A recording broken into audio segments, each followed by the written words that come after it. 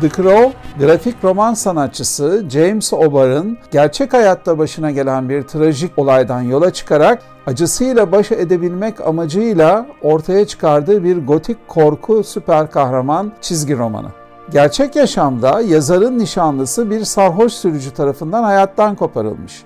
Dolayısıyla James O'Barr bu acıyla baş edebilmek için oturup bu çizgi romanı ortaya çıkartmaya başlamış. Çizgi romandaki bir anlatıda ruhları ölüler diyarına taşıyan bir karga efsanesi anlatılıyor. Temelinde şu var: kişi trajik koşullar altında ölebilir, sevdiğini kaybedebilir. Ve dolayısıyla her şeyi yoluna koyabilmek, intikam alabilmek, huzursuz ruhunu huzura kavuşturabilmek için yeniden hayata dönebilir. Bu karga efsanesinin temelini oluşturuyor. 1994 yılında karşımıza çıkan The Crow filmi bu çizgi romana sadıktı. Brandon Lee'nin başrolünde olduğu film Alex Proyas tarafından yönetilmişti. Ki Türkiye'de Ölümsüz Aşk adıyla oynamıştı. Derinlikleri olan şefkatli bir genç ve zeki bir öç alıcıydı Eric.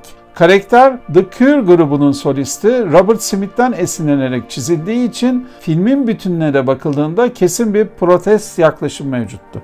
Çağına göre oldukça modern ve sıra dışı bir filmdi.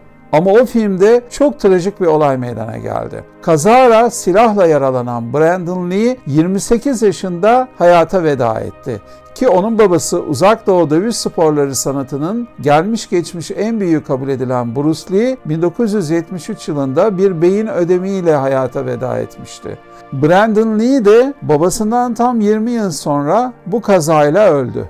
Yönetmen Alex Proyas çekimlerin büyük kısmını tamamlamıştı. Tabii bu trajik ölümden sonra her şey iptal edildi. Ama daha sonra Brandon Lee'nin ailesi Alex Proyas'a filmin tamamlanması gerektiğini söylediler ve bir takım teknikler kullanılarak film tamamlandı. Dolayısıyla 1994'teki The Crow filmi efsanevi bir film olarak sinema tarihinde yerini aldı. Çok da başarılıydı ve ondan sonra herhangi bir The Crow filmi çekilmedi. Ancak yine aynı çizgi roman serisine dayanan fakat herhangi bir ağırlığı olmayan 3 tane filmle bir televizyon dizisi çekildi. Ama biz sinema severlerin aklında ve gönlünde hep tek bir Crow kaldı. O da Brandon Lee'nin başrolünde olduğu film. Şimdi 1994'teki The Crow'dan sonra tam 30 yıl geçti ve karşımızda aynı o filmdeki gibi hikayenin temeline sadık yeni bir film var.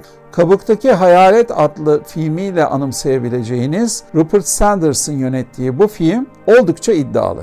Bu kez karşımızda Brandon Lee'nin üstlendiği rolü Bill Skarsgård oynuyor. Bill Skarsgård son dönemin yükselen oyuncularından.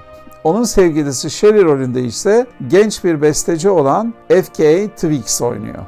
Yönetmen Rupert Sanders, 1994 yılında çekilen The Crow filmine saygı duruşunda bulunmakla birlikte kendi filmini son derece sert ve gerçekçi bir zemine yerleştiriyor.